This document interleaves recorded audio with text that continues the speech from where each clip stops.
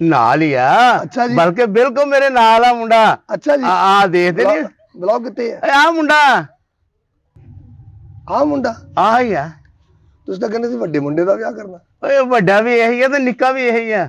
ਜਾਣੀ ਕਿ ਦੋਵੇਂ ਕੁਆਲਿਟੀਆਂ ਦੇ ਵਿੱਚ ਹੀ ਦੋਵੇਂ ਚ ਬਾਹਰੋਂ ਇਹੀ ਆਇਆ। ਇਹੀ ਆਇਆ ਕੰਮ। ਹਾਂ ਇਹਨੂੰ ਬਾਹਰ ਭੇਜ ਦੇ।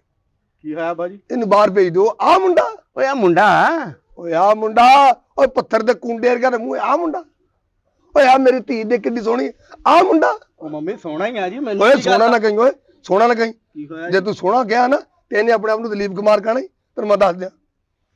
ਚਵਲਾ ਕਿਸੇ ਥਾਂ ਤੇ। ਓਏ ਆ ਮੁੰਡਾ, ਆ ਮੁੰਡਾ ਕੰਮ। ਹਾਂ ਮੁੰਡਾ ਮੇਰਾ। ਆ ਬਾਹਰੋਂ ਮੁੰਡਾ ਆ ਯਾਰ, ਹਾਂਜੀ। ਬਾਹਰੋਂ ਡੱਬੇ ਚ ਆਇਆ ਤੂੰ? ਉਹ ਨਹੀਂ ਚਾਚਾ ਜੀ। ਓਏ ਚਾਚਾ ਨਾ ਕਹਿ ਓਏ। ਲਓ ਜੀ ਗਾਮਾ ਜੀ, ਆ ਸੋਹਣਾ ਤੁਹਾਨੂੰ ਕਾਢੇ ਵਰਗਾ ਜਵਾਈ ਲੱਭ ਗਿਆ।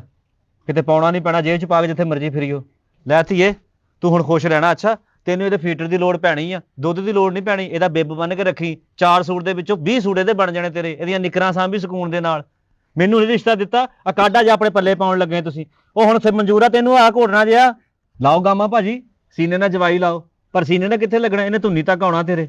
ਇਹਦੀ ਖਾਤਰ ਚੀਰ ਕੱਢ ਕੇ ਬੈਠਾ ਸੀ ਤੂੰ ਕੁੜੀਏ।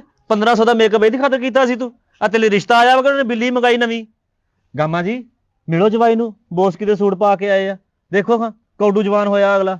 ਅੱਬਾ ਜੀ ਇਹਦੇ ਨਾਲੋਂ ਤਾਂ ਪਾਲਕ ਦਾ ਪੱਤਾ ਵੱਡਾ ਹੁੰਦਾ ਹੈ। ਪਾਲਕ ਦਾ ਪੱਤਾ ਉਹ ਧੀਏ ਉਹ ਵੀ ਠੀਕ ਹੁੰਦਾ ਵਾ। ਇਹ ਤਾਂ ਮੇਰਾ 5 ਕਿਲੋ ਦਾ ਬੱਟਾ ਲੱਗਣ ਡਿਆ ਮੈਨੂੰ।